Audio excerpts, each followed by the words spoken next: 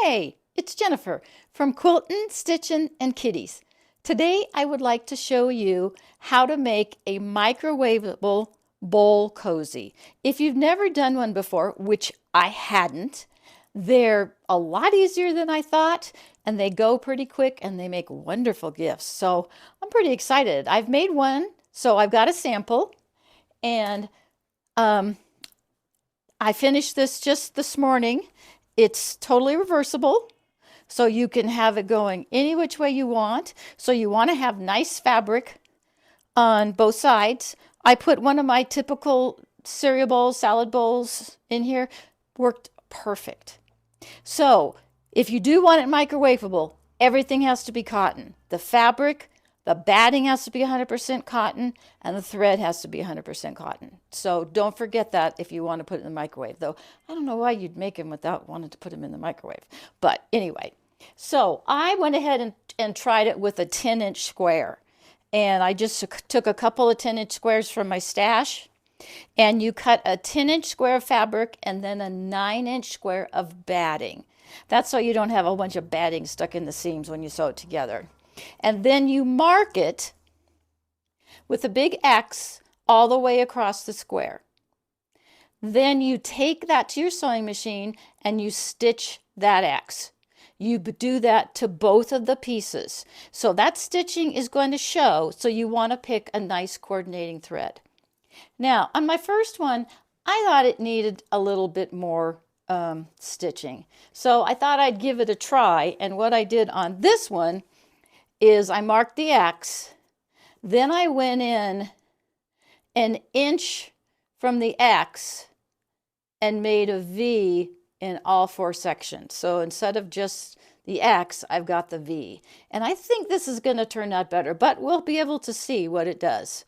So same thing, take it to the sewing machine, sew all those, trim your threads because they are going to get tangled if you don't. Then the next thing that you do, which is so simple, is you take the fabric right sides together and fold it exactly in half. You can pin it to mark, but you don't have to. It's up to you. I don't like stuff to shift, so I'm just going to put a temporary pin in. Then what you do is you mark from the fold, on the fold, from the edge 2 inches in. So I'm going to put a mark here 2 inches in. And then over here on the raw edges, I'm going to mark it down an inch, put a little dot. So that's part of why I like to fold the fabric so it doesn't shift around.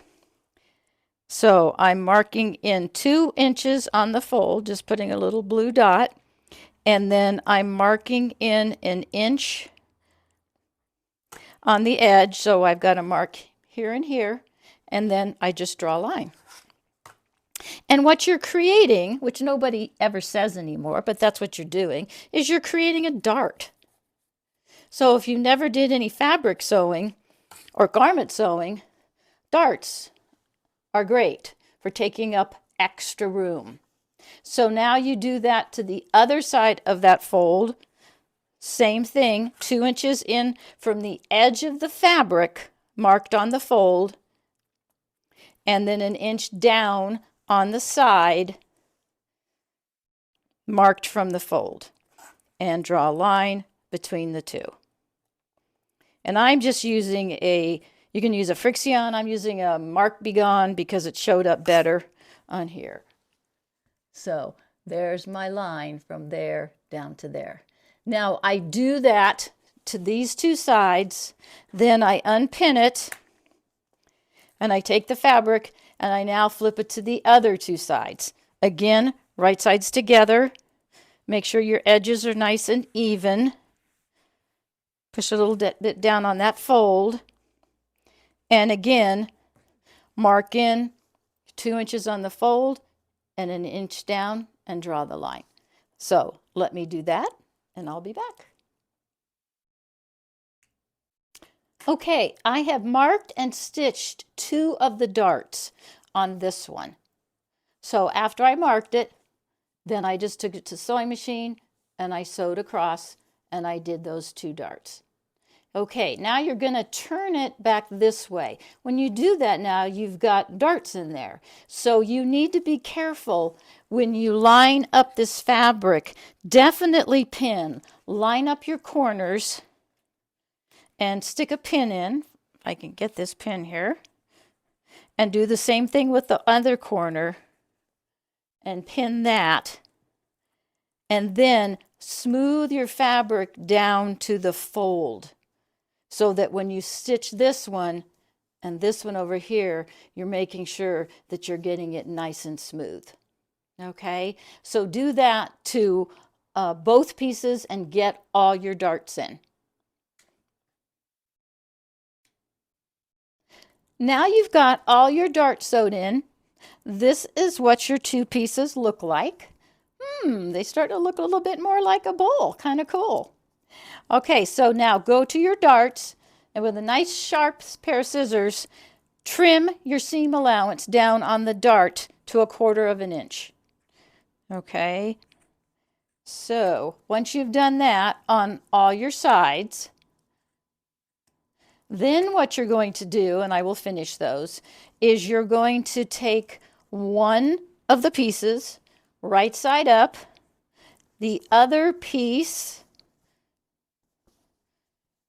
right side down. So now I have right sides together for the two pieces. And you're going to go ahead and pin. Now what I found I did is I did my seam allowance going one direction on one side and the other direction on the other side to try and spread out that bulk a little bit.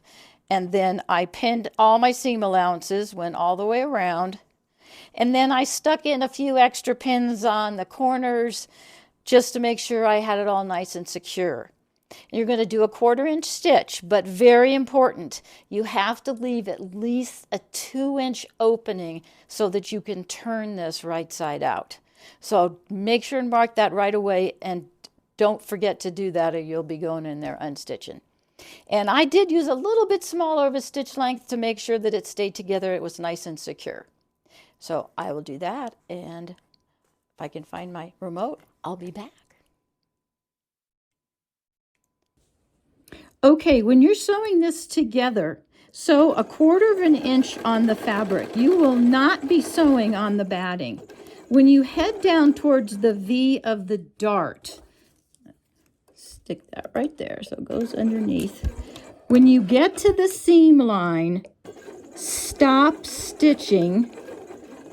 Put your needle right there and pivot your needle.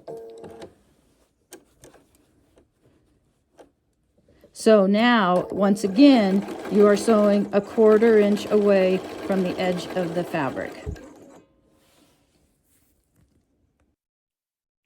Okay, I have turned it right side out. I think that was the hardest part of this. It took me a long time, but I got the corners out really nicely.